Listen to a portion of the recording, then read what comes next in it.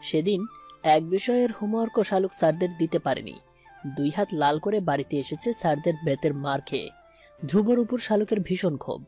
ছোটবেলা থেকেই এই লোকটা শালুককে জোর করে সবকিছুতে, বিশেষ করে পড়ার ব্যাপারে, যেখানে শালুক নিজেই জানে তার মাথা ভর্তি গোবর। এই মাথায় পড়ালেখার চাইতে বেগুন টমেটোর চাষ করে লাভবান হওয়া যাবে, সেখানে এই ধ্রুব কিছুতেই তা মানতে চায় না। তার কথা হচ্ছে আল্লাহ সবাইকে মেধা দিয়েছে, শালুক নিজের মেধায় জং ফেলে দিয়েছে। শালুকের উচিত সেই মেধায় শান দিয়ে ধারালো করা। শালুককে পড়ানোর জন্য সবসময় খ্যাপাতে থাকে ধ্রুব, যাতে করে রাগের বশে হলেও শালুক একটু পড়ে। কিন্তু শালুক কেন জানি এই একটা ব্যাপারেই রাগ করতে পারে না, কিছুতেই না। যদি একটু রাগ করতে পারতো, তবে সব বিষয়ে খারাপ করলেও অন্তত ইসলাম শিক্ষায় তো ভালো করত।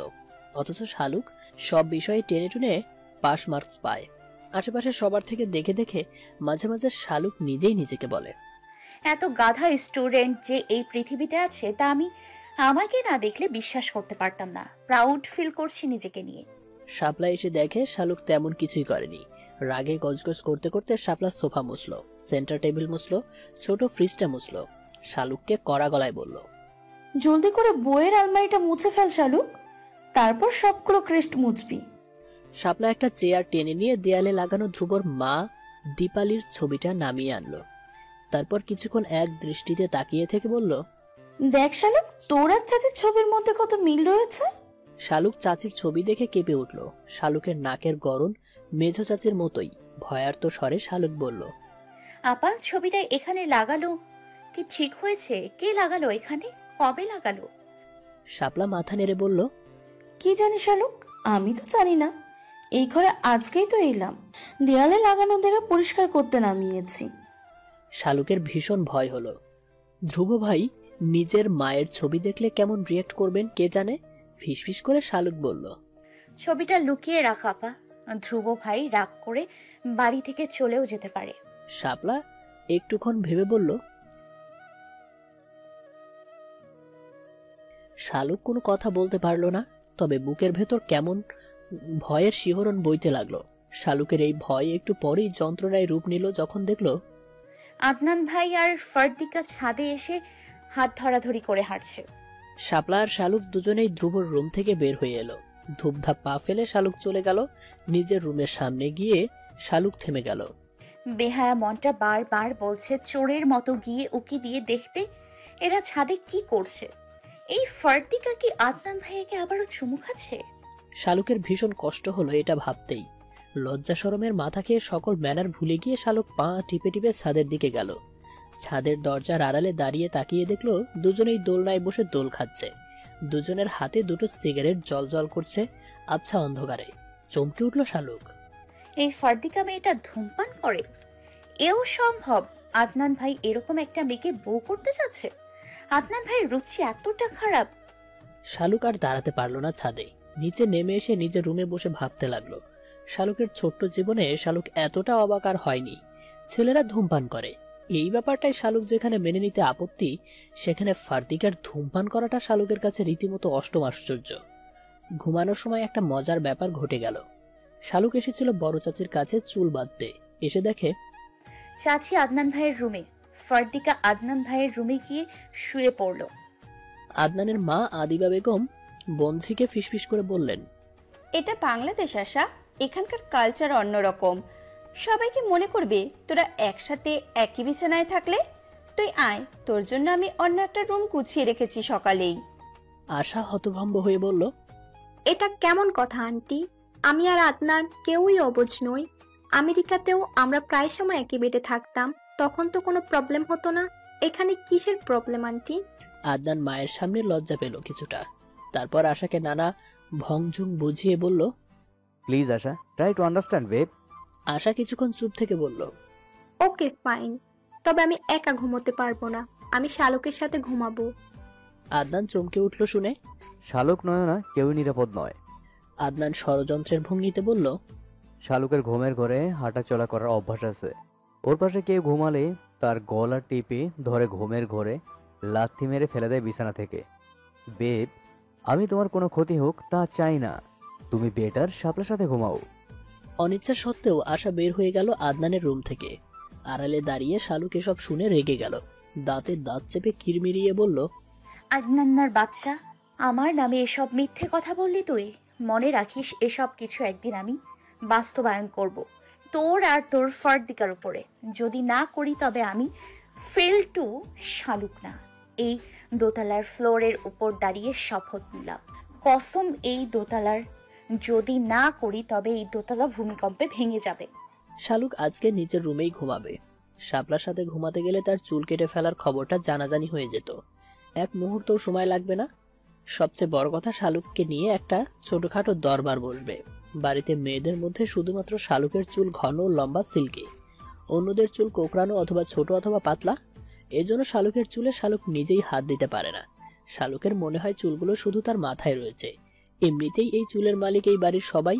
বড় চাচি, মেঝো চাচি সপ্তাহে 2 দিন 3 দিন ধরে চুলে বিভিন্ন হেয়ার প্যাক লাগিয়ে দেয় শালুককে। নিজের রুমের দরজা লাগাতেই শাপলা এসে দরজায় ধুমধাম ধাক্কাতে লাগলো। শালুক সবেমাত্র মাথা থেকে ওড়না সরিয়েছে। দরজায় ধূপধাপ শুনে আবারও ওড়না ভালো করে মাথায় পেঁচিয়ে শালুক উঠে গিয়ে দরজা খুলল। ফ্যাকাশে মুখে শাপলা দাঁড়িয়ে আছে দরজার সামনে। শালুক জিজ্ঞেস করার আগেই শাপলা বলল, আদর বিদেশে নিয়ে আমার রুমে এসে হাজির? আমার সাথে ঘুমাবে নাকি? আমার কেমন জানি লাগতেছে শালুক। তুইও আয় আমার রুমে। এমনিতে তুই একা ঘুমাতে পারিস না, আজ কি মনে করে নিজের রুমে এলে? শালুক একটু ভাব নিয়ে বলল, আমি কি আজীবন ছোটই থাকবো নাকি? একা ঘুমানোর অভ্যাস করছি। আর তোর রুমে 3 জন মিলে গাদাগাদি করে ঘুমোতে পারবো না আব্বা। ফার্দিকারে দেখলে কখন কি করে ফেলি আমার মাথা ঠিক নেই। আমি কসম করেছি এটা নিয়ে।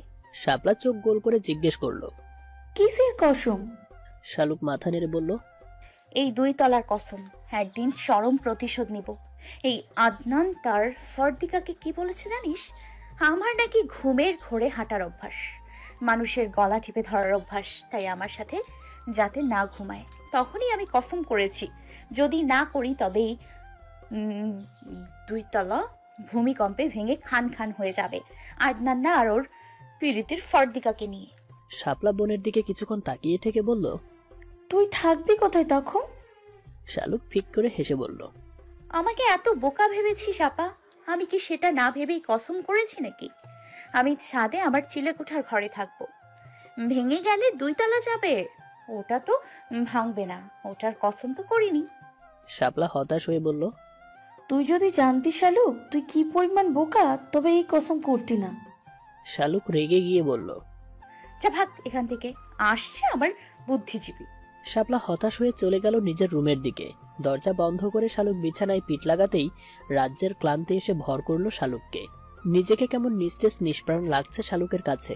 একটা মানুষের প্রতারণায় শালুক এভাবে গুড়িয়ে যাবে কখনো কি ভেবেছে সে? অসাড় হয়ে যাওয়া দেহটা যখন ঘুমের রাজ্যে প্রবেশ করছে, সেই মুহূর্তে শালুকের মাথায় আসলো সে আসলেই বোকা। তা না হলে সে কিভাবে বড় চাচির কাছে গিয়েছিল তখন চুল বাঁধার জন্য? কেউ যাতে ওর চুল কেটে ফেলার ব্যাপারটা ধরতে না পারে তার জন্য ঘোমটা দিয়ে রাখছে সকাল থেকে। একা ঘুমাতে ভয় পাওয়ার পরেও নিজের রুমে একা ঘুমাতে এসেছে, অথচ সে কিনা এক মুহূর্তে ভুলেই গেছে মাথার চুলের কথা। নিজেকে নিজে জিজ্ঞেস করলো শালুক, কবে তোর মাথায় বুদ্ধি হবে শালুক? জবাব এলো না। ঘুমাতে গিয়ে শালুকের হঠাৎ করেই মনে হলো জানালার ওপাশে কে যেন দাঁড়িয়ে আছে। আর চোখে শালুক সেদিকে তাকাতেই যেন কিছু একটা সরে গেল। ভয়ে আতঙ্কে জমে গেল শালুক।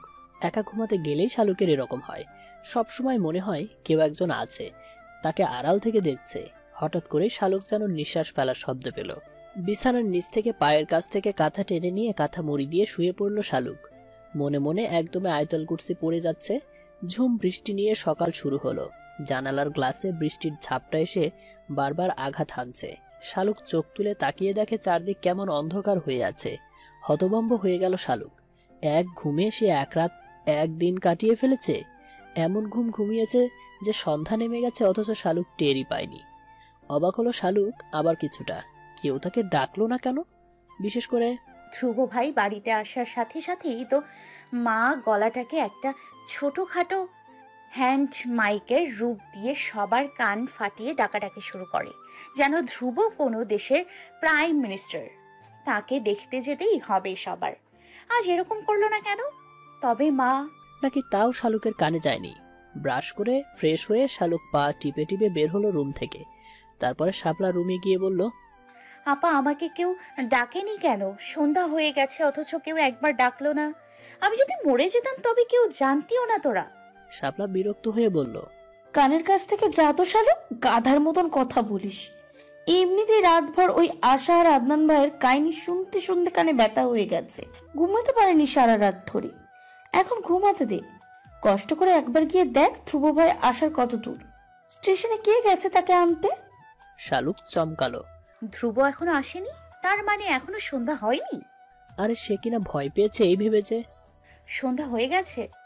আনন্দিত হয়ে শালুক নিচে নেমে এলো। হাসনা রান্নাঘরে বসে সবার জন্য নাস্তা বানানো হচ্ছে। বড় চাচি আর মেঝো চাচি রুটি বানাচ্ছেন, ফুপু রুটি সেঁকছে, শালুকের মা চুলায় আলু গাজর পেঁপে দিয়ে ভাজি করছে, মতির মা মাছ করছেন। শালুক নাক ছিটকালো। এইসব হাবিজাবি ভাজি ভুজি খেতে শালুকের একেবারে বিরক্ত লাগে। মেজো চাচা চোরের মতো মুখ করে বসে আছে কেন সোফায়? শালুকের ভীষণ মায়া হলো চাচার জন্য। এই লোকটা কত বছর ধরে ছেলের মুখে বাবা ডাক শোনে না, বাবা ছেলে মুখোমুখি হন না, একসাথে বসে খান না। শালুককে দেখে সেলিম সাহেব জিজ্ঞেস করলেন, স্কুলে যাবি কখন? শালুক আকাশ থেকে পড়েছে যেন স্কুলের কথা শুনে বিস্মিত হয়ে বলল, এই ঝড় বৃষ্টির মধ্যে তুমি আমাকে স্কুলে যেতে বলো চাচা? সামান্য লেখাপড়ার জন্য তো আর আমি আমার জীবন রিস্কে ফেলতে পারি না, তাই না? বেঁচে থাকার অধিকার আমারও আছে। আদনান চায়ের কাপ নিয়ে আস্তে আস্তে বলল, সেই সাথে পরীক্ষায় গোল্লা মারার অধিকারও শালুকের আছে। শালুকের ভীষণ বিরক্তি লাগলো। মনে মনে বলল, ফার্দিকার সামনে স্মার্ট হতে চাচ্ছ? সে আমি ভালো করেই বুঝি, একদিন সবকিছুর শোধ নিব। শুধু তোমার প্রতি একটা ভালোবাসা ব্যাপার আছে বলে চুপ করে থাকি। বাইরে রিকশার টুংটাং শব্দ হতেই সেলিম সাহেব উঠে দাঁড়িয়ে গেলেন। তারপর ব্যস্ত হয়ে উপরে চলে গেলেন। হাসনা বেগম চিৎকার করে বলতে লাগলেন, আমার ধ্রুব বাবা আসছে রে, তোরা সব কোথায় গেলি? পাতলা একটা সাদা টি শার্ট পরনে ব্ল্যাক ট্রাউজার পরে ধ্রুব তখন আধভেজা হয়ে হাসনা বেগমের শাড়ির আঁচলে চুল মুছছে। সবাইকে সালাম দিয়ে এগিয়ে গেল আদনানের দিকে। তারপর দুই ভাই কোলাকুলি করলো। আদনান আশার দিকে তাকিয়ে বলল, তোর হবু ভাবি আশা, আর আশা এই তোমার বড় দেবর ধ্রুব। আশা বিড়বিড় করে বলল। হ্যান্ডসাম। শাপলা ততক্ষণে সেজে গুজে হাজির হয়ে গেল নিচে। ধ্রুবর পাশে দাঁড়িয়ে বলল, কেমন আছে ধ্রুব ভাই? ধ্রুব মুস্কি হেসে বলল, ভালো আছি, তোরা সব কেমন আছিস? শাপলা গাল ফুলিয়ে বলল, এতদিনে মনে পড়লো? কিছু না বলে ধ্রুব হাসলো। শালুক ঘোমটা টেনে দিয়ে বসে রইল শক্ত হয়ে। ধ্রুব কাঁধ থেকে ব্যাগ খুলে শালুকের দিকে ছুড়ে দিয়ে বলল, ভাব বেড়ে গেছে নাকি তোর? সবাই আমার সাথে কথা বলছে আর তুই ভাব নিয়ে বসে আছিস এখানে? আমার ব্যাগটা রুমে নিয়ে রেখে আয়। ব্যাগে সব কাপড় চোপড় সুন্দর করে গুছিয়ে রাখবি আমার আলমারিতে। ভাত যেন না ভাঙে শালুক, আই রিপিট, ভাত যেন না ভাঙে, তাহলে তোকে দিয়ে আয়রন করাবো, মনে রাখিস। শাপলা বলল, আমাকে দাও, আমি রেখে আসছি। চোখ লাল করে ধ্রুব তাকালো শাপলার দিকে। তারপর বলল, তোকে আমি বলেছি। শাপলা নিভে গেল ধ্রুবর চোখ রাঙানো দেখে। ধ্রুবর রুমে গিয়ে সব কাপড় বের করে শালুক সব দলা মোচড়া করলো। প্রথমে সবগুলোর ভাঁজ নষ্ট হবার পর এলোমেলো করে সবকিছু আলমারিতে গাদাগাদি করে রাখলো। ব্যাগের উপরের চেন খুলতেই শালুক অবাক হলো। ভেতরে একটা শপিং ব্যাগে প্লাস্টিকের ফুলের বিভিন্ন রঙের কয়েকটা গাছরা, নানান ডিজাইনের হেয়ার ব্যান্ড, একটা চিরকুটে লেখা, কেশবতীর জন্য। শালুক মুখ বাঁকিয়ে বলল, তলে তলে টেম্পু চলে, আমরা বলি হরতাল। নিচে আসতেই দেখে সবাই খেতে বসেছে। মেঝো চাচা নেই শুধু। শালুক আসতেই ধ্রুব বলল, তোর চাচাকে বল খেয়ে যেতে, আমি পরে ছোট চাচির সাথে খাবো। উনি আর ওনার স্ত্রী যেন খেয়ে আমার সামনে থেকে বিদায় হয়। শালুকের বড় চাচা আজাদ সাহেব বললেন, ধ্রুব বাবা, এখনো এসব ধরে বসে থেকে কি লাভ? শুধু শুধু বাবা ছেলের মধ্যে। আজাদ সাহেব কথা শেষ করতে পারলেন না। ধ্রুব কঠোর স্বরে বলল, এই ব্যাপারে আমি কারো থেকে কোনো সুপারিশ শুনতে চাই না। আজাদ সাহেব থেমে গেলেন। শালুকের বাবা ফয়েজ আহমেদ একটা নিঃশ্বাস ফেলে খাওয়ায় মনোযোগ দিলেন। ধ্রুব গিয়ে দাদার রুমে বসে রইল। নাস্তা শেষ করে ধ্রুবর দাদা রশিদ সাহেব নাতির পাশে এসে বসলেন। তারপর নরম স্বরে বললেন, আমাকে মাফ করে দিস দাদা ভাই, আমার জন্যই তোর শৈশব কৈশোর সবকিছু এলোমেলো হয়ে গেছে। আমার জন্য তুই বাবা মা হারা হলি। ধ্রুব হেসে বলল, তোমার কোনো দোষ নেই দাদা, এসব ভেবে তুমি আপসেট হইও না।